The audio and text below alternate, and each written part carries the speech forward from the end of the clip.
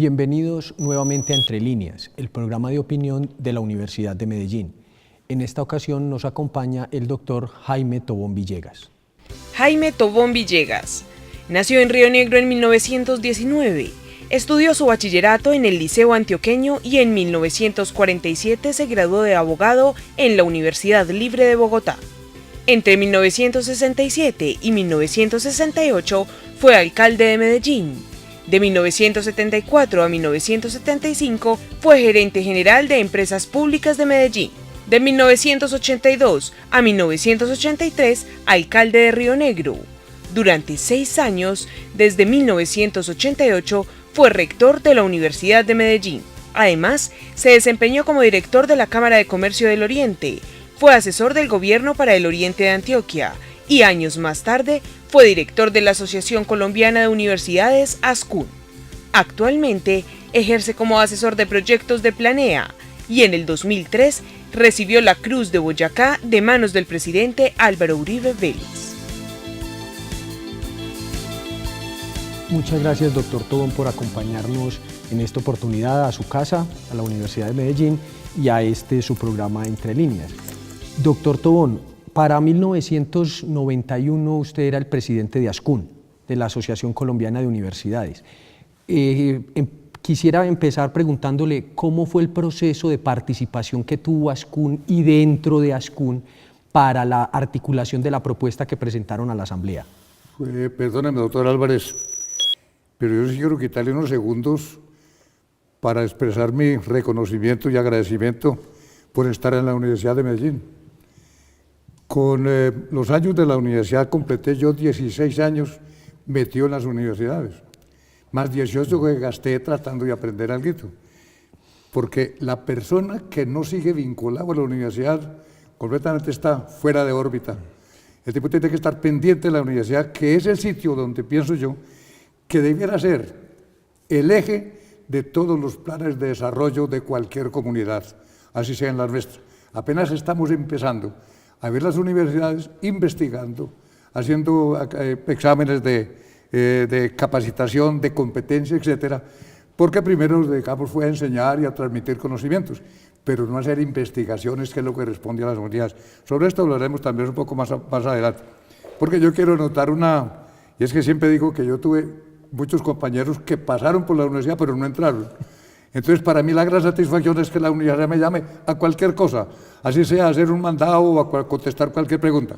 Yo trataré de contestar las preguntas que el doctor Álvarez me va a formular. En primer lugar, de acuerdo con unas preguntas que yo recibí, observo que dentro de ASCUN y dentro de la universidad, nosotros no participamos en lo que fue la redacción de las comisiones y mesas de trabajo de carácter político, digamos así, que se formaron en todo el país. Ahí tendríamos que apelar pues, a unas personas de las que participaron directamente. Nosotros las mesas que hicimos, tanto en ASCUN en Bogotá, como en la Universidad Rosario, en la Universidad Externa de Colombia, generalmente nos reuníamos en ASCUN. En esa época eran más o menos unas 73 universidades que participábamos en todos estos seminarios, etc. Y luego en Kirama, cuando yo estaba presidente de ASCUN, hicimos el famoso Congreso de Kirama en 1991, cuyos estudios aparecen en este libro publicado por la Universidad de Medellín, bastante dicientes de cómo consideraban las universidades, tanto públicas como privadas, el concepto de universidad dentro de la Constitución.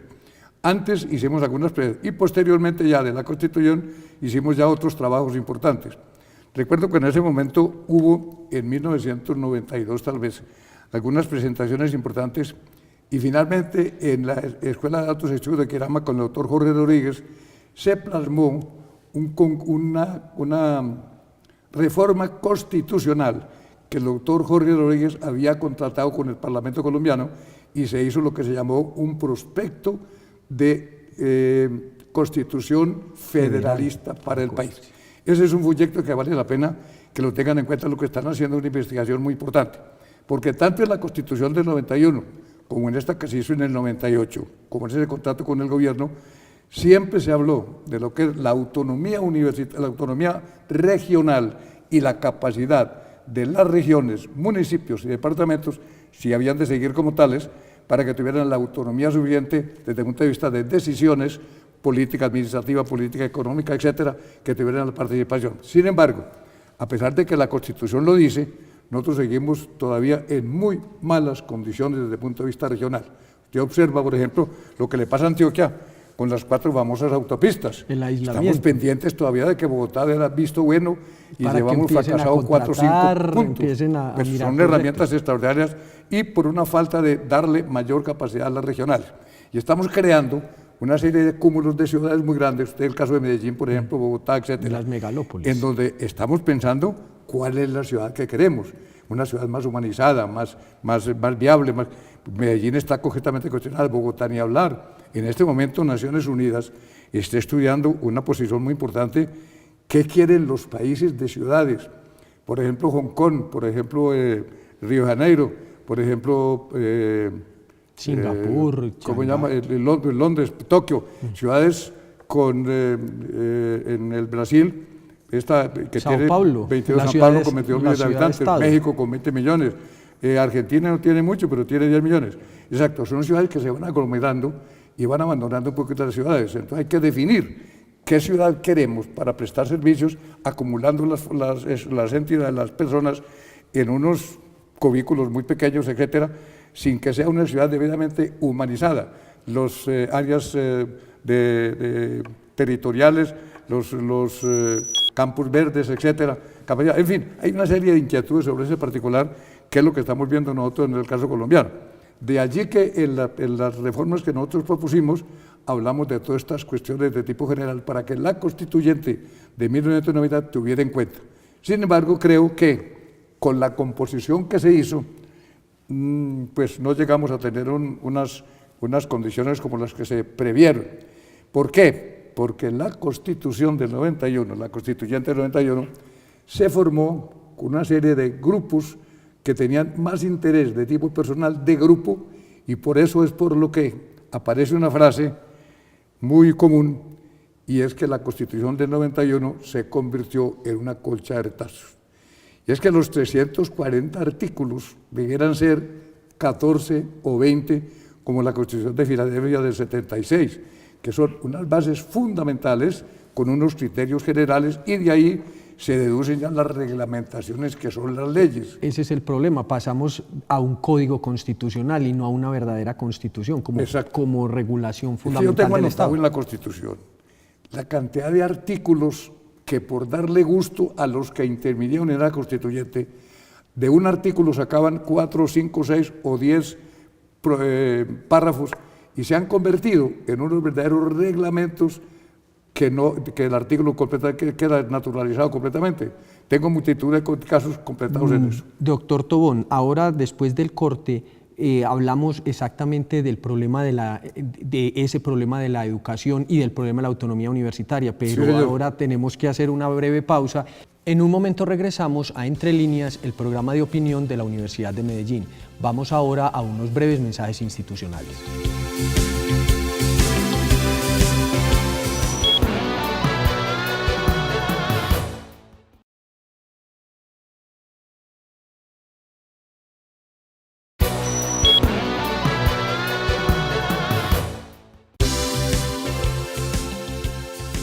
Bienvenido nuevamente a Entre Líneas, el programa de opinión de la Universidad de Medellín. Doctor Tobón, antes del corte habíamos quedado pendientes de analizar el problema de la autonomía universitaria y cómo fue el proceso que ustedes tuvieron en Ascún y en la Asamblea para la discusión de esos artículos de la autonomía universitaria. A ver, yo creo que en este libro que muy amablemente lo publicó la Universidad de Medellín, la Brillante Educación Superior, está todo el historial, porque están todas las intervenciones de las universidades. Inclusive está el proyecto que redactamos en Ascún con el padre Borrero, de lo que era el rector de la Javeriana en ese entonces. El padre Borrero, de lo que consideramos lo que era la autonomía universitaria, que quedó en el artículo 69 de la Constitución, que dice: se garantiza la autonomía universitaria. Las universidades podrán darse sus directivas y regirse por sus propios estatutos de acuerdo con la ley. Este famoso principio inclusive tuvo mucha discusión en el Parlamento, porque hubo muchos parlamentarios que decían que la autonomía no podía concederse totalmente a las universidades porque eso sería un Estado dentro de otro Estado. O sea que la autonomía no puede ser total. Observe, doctor Álvarez, por ejemplo, en la reforma constitucional, en relación con la autonomía universitaria, el artículo que se había propuesto en el proyecto del gobierno y lo que nosotros hemos propuesto, de acuerdo con una redacción que aparece bastante clara lo que hay sobre el particular. En eso, inclusive llegamos hasta los aspectos de tipo financiero. Son 4 o 5 artículos que pedimos la modificación correspondiente para garantizar, evidente, la autonomía universitaria, que es lo que hemos venido defendiendo desde mucho tiempo atrás. Dentro de ese principio, aparecen después la parte correspondiente de la financiación, que es una cosa bien curiosa. En 1870, cuando la reforma educativa nacional de aquel entonces... Del Olimpo Radical. Apareció una información sobre tomar el 10% del presupuesto, que repitió después el general Reyes en esa época. Y se repitió en el plebiscito también. Y es curioso, y después se repitió en el plebiscito con el 10%, y el gobierno se descuidó de eso. O sea que de ahí viene una falla estructural en materia de la financiación de las universidades, especialmente de las universidades públicas. Es curioso que en 1905 el general Reyes le pidió a 2 personas muy importantes, el doctor Eusebio Robledo, que era el inspector general de educación en el país, general, y al doctor Tulio Espina, que había montado ya la Escuela de Minas de Antioquia. Su fundador. Le pidió a este par de caballeros que le contaran qué hacía con las universidades. Ya habían empezado algunas a formar médicos, ingenieros, abogados, economistas, etcétera, muy precariamente, porque desde épocas desde el siglo XII, cuando se fundó la primera escuela en Bolonia, en el año 1088, pues empezaron ya, que eran más o menos artesanos, que se habían juntado, en esa época eran los maestros, y fueron de ahí los primeros maestros que salieron, fue esos grupos de artesanos que se convirtieron después en universidades o en escuelas. Platón, Sócrates, todo este montón de amigos de la época antigua.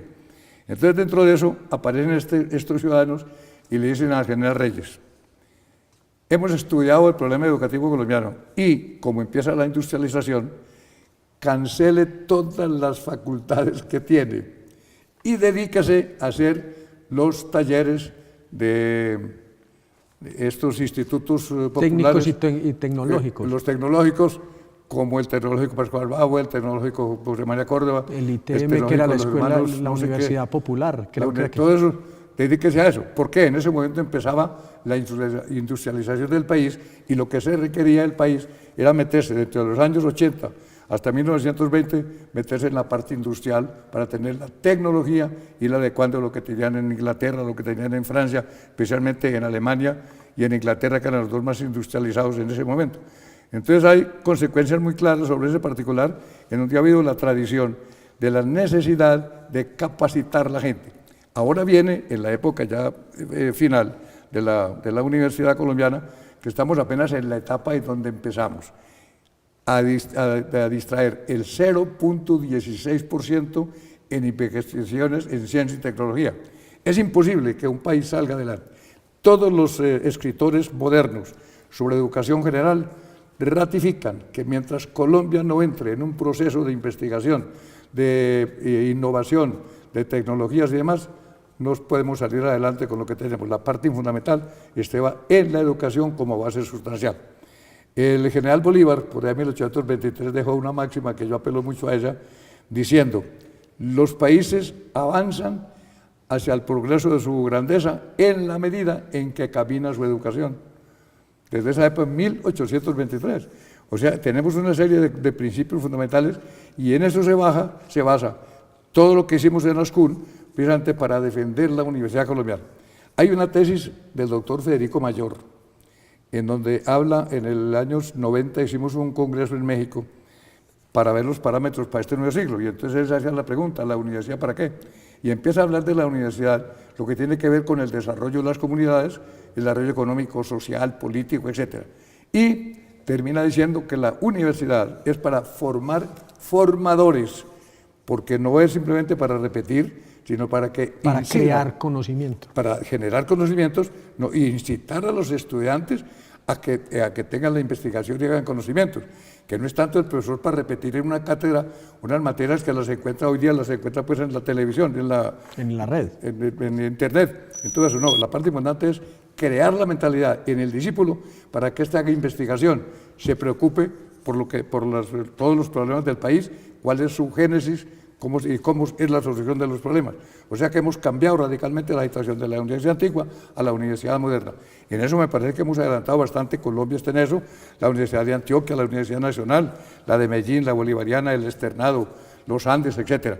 Yo creo que hemos ganado supremamente a raíz de esta reforma de la Constitución. Doctor Tobón, ahora para el último bloque me gustaría que abordara el tema de cómo ve a la luz de estos 20 años lo que ustedes propusieron precisamente con toda la discusión y los paros universitarios y todo ese proceso para que abordemos ese tema en el último bloque. Pero ahora vamos a unos breves mensajes institucionales y ya regresamos a su programa Entre Líneas, el programa de opinión de la Universidad de Medellín.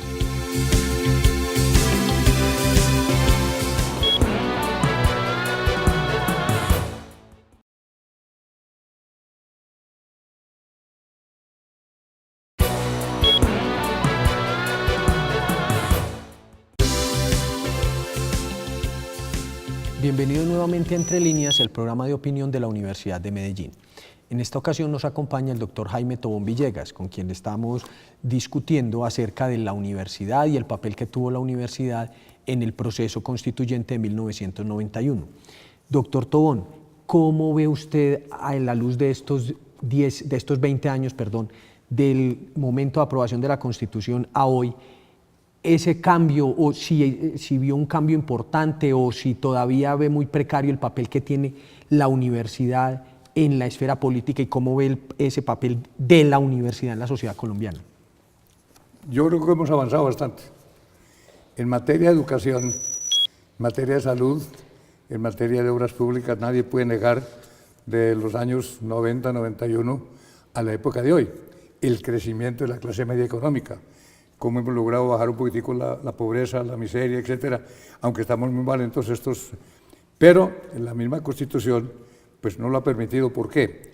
Porque la Constitución hace una serie de instituciones que, en mi opinión, pues son discutibles. Por ejemplo, el caso del defensor del pueblo. Si teníamos la Procuraduría, ¿para qué? Es una sección que hay en la Procuraduría. ¿Para qué? Eso creó. Eso tiene ya miles de empleados, o sea que hay una casa de carácter burocrático. El Contralor General, ¿para qué si tenemos la Contraloría General de la República? Es decir, yo creo que hubo una petición de una cantidad de gentes interesadas en grupitos pequeños. Por eso es por lo que yo decía que queríamos calificar los constituyentes. ¿Basados en qué? En 1812, cuando se hizo la primera Constitución de Antioquia entre Santa Fe y Río Negro, el Serenísimo Colegio Constituyente escogió 14 o 16 gentes de la mayor ilustración para que esos señores concibieran qué queríamos de hacer de esas pequeñas repúblicas que empezaron a formarse en la ciudad de Antioquia y en la ciudad de Río Negro. Posteriormente, en 1963, la famosa Constitución radical federalista de Río Negro, escogió el señor Tomás Cipriano 62 constituyentes. ¿Quiénes? Los mejores, en ese momento, radicales, liberales de todo el Olimpo que tenía la inteligencia colombiana, para hacer una constitución que los tipos pensaran en grande y no en cositas menudas. Posteriormente, el señor Núñez, cuando se cambió al Partido Liberal, llamó de las 9 regiones, nombró 2 de cada uno. Por eso le fue tan fácil 18 cuando le presentó a los 18 constituyentes una cubita para que firmaran. Los tipos no discutieron en esa época, no que firmaron, pero firmaron lo que tenía Núñez y tenía Caro en esa constituyente. O sea que por eso es por lo que nosotros dijimos que necesitábamos calidad en eso. Sin embargo, en la Constitución del 91 hubo muchas gentes de distintas tendencias y trataron de reflejar sus aspiraciones de grupo personales en algunos de los artículos de la Constitución o en muchos. Por ejemplo, el artículo 40 y el artículo 107 de la Constitución acabaron con los partidos políticos en el país y crearon la facilidad de hacer grupos movimientos, no sé qué. Les dieron todas las facultades a esos grupos y eso es lo que tenemos hoy, dividido el país. No hay institucionalidad política. De instituciones con las letras del abecedario, los U, los B, los C, los no sé qué, eso no va para ninguna parte, eso acabó. Todavía en Estados Unidos, en Inglaterra y en Estados Unidos se conservan dos partidos tradicionales. Hay algunos movimientos tradicionales. Yo sigo, como liberal de Río Negro, considerando que los partidos políticos son esenciales en el país, partidos políticos definidos con una organización sumamente clara y vertical y de gentes muy capacitadas. Estos grupitos en que estamos hoy estamos llevando a que la Constitución se salga de unas líneas generales que quisimos dejar. Así como esos dos artículos que he citado, hay otro montón de artículos que yo he venido señalando en la Constitución que prácticamente son inútiles. Usted ve algunos de estos reglamentos y tiene 2 o 3 hojas reglamentarias de lo que quiso decir el artículo. Entonces desmeritan todo eso. ¿Por qué? El artículo de las transferencias para hoy en darle día gusto tiene 4 páginas. a unos grupos que no tenían un concepto claro.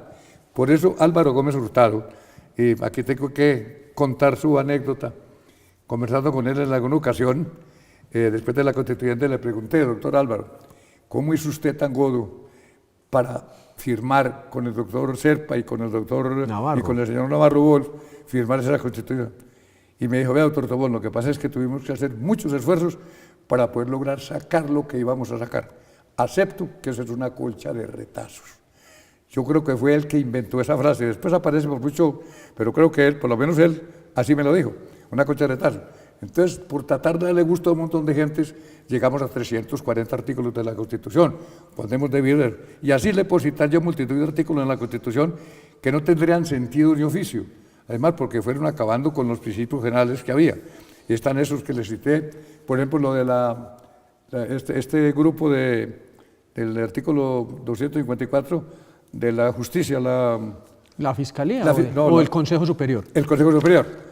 Ya tenemos otra corte en eso, un Consejo Superior, una cantidad de problemas y líos. Alguna vez, uno de los presidentes de la Cámara, el presidente de la Cámara, la persona no la cito porque está viva, me ofreció que le manejara el presupuesto de la justicia. Estaban creando esa figura precisamente. Eso es, dentro de la Contraloría o en la Procuraduría, una sección del Ministerio de Justicia, una sección que maneje... Que era el presupuesto. Que maneje el presupuesto, no más que maneje el presupuesto.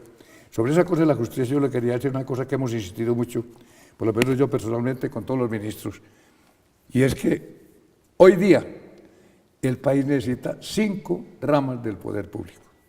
Primero, ¿nos equivocamos o se equivocó el señor Montesquieu desde 1860 y pico cuando dijo legislativo, ejecutivo y judicial?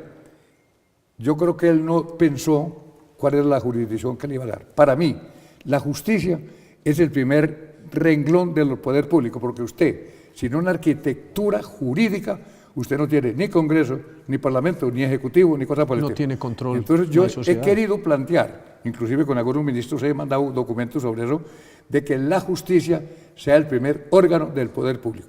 De ese esquema general de la justicia salen el Ejecutivo, el Legislativo, que es el que legisla sobre esas bases, el Ejecutivo, que es el que ejecuta, y nos faltan las 2 ramas que la están ya estudiando en los países modernos, que es la rama de planeación, para que planee lo que esos han propuesto la ejecutiva y la legislativa, la legislativa y la ejecutiva. Y luego la quinta, que es la de control. Entonces usted tiene todo el armazón completo, pero con base en la justicia. El problema que tenemos con la justicia lo vimos en la última huelga. La huelga había que declararla ilegal. No la declararon. Pero si eran ellos mismos los que la declararon. ¿Cómo se hace para garantizar en el país que la justicia no tenga ese hueco? Es decir, para mí es una incógnita muy grande pensar en que la justicia puede dar margen a esa cantidad de cositas menudas, y entonces si ellos no quieren... El carrusel y todas esas otras cosas, pues vergonzosas. Entonces hay una cosa que vale la pena estudiar. Como esa tengo algunas anotaciones que no es del caso, en cualquier otra posición podemos hablar de algunas de esas instituciones que tengo, pero le anoto esas 2, el problema de la justicia, el problema de ¿cómo llamamos? El Consejo Superior. El Consejo Superior de la Judicatura. Esa es una rama que maneja los presupuestos, no más. Eso era la justificación histórica del Ministerio de Justicia. No, entonces, ¿qué está haciendo el Ministerio Tenemos de Justicia? un conministerio y tenemos un consejo, Exacto. y hacen lo mismo que en la sala administrativa. Por eso. Entonces, ¿para qué el Ministerio de Justicia? Es inútil. Ahí hay una cosa muy, muy complicada. Y lo mismo en los otros artículos, que ese artículo de el 107 y el 40... De los partidos y el ejercicio de la actividad política. Claro. La política desinstitucionalizada. Doctor Tobón, muy brevemente, porque ya solo tenemos un minuto, ¿cómo ve usted el proceso en estos 20 años en materia de participación? Y ahí lo tocaba usted, ¿hay más participación pero hay menos institucionalidad? Sí, ¿O, claro. hay más participación, digamos, individual que colectivamente? Porque se han ido formando, por ejemplo, una de las instituciones que fue las locales de administración. Las juntas. Las juntas locales de administración. Están pensando únicamente en su cosita, en el barrio de Buenos Aires, en el barrio de esto, pero no están pensando en lo que es Medellín. ¿Cuál es la Medellín que queremos frente a Vigao, al Poblado, a los barrios de Medellín, etcétera? Entonces se han ido desviando hacia cosas muy particular para darle gusto al pensamiento o al criterio que cada uno de los participantes tenga en eso, pero no con una mentalidad de institución a nombre de tipo general y general. La Constitución habla del bien común, el bien común, la buena fe, el bien común, etc. Pero se les olvida y únicamente, y en eso vemos que el Parlamento colombiano está sometido pues a eso, únicamente los parlamentarios se sienten delegados de sus intereses y de sus facciones. Intereses particulares pero del grupo que lo recomienda. Este es un tema demasiado grande y creo que vamos a necesitar otro programa para poderlo hacer, doctor Tobón. Le agradezco mucho el volver a su casa, de la que usted nunca se ha ido. No, señor, nunca me he ido. Y los invitamos a todos ustedes a que nos acompañen en una próxima oportunidad a otro de su programa Entre Líneas, el programa de opinión de la Universidad de Medellín. Muchas gracias.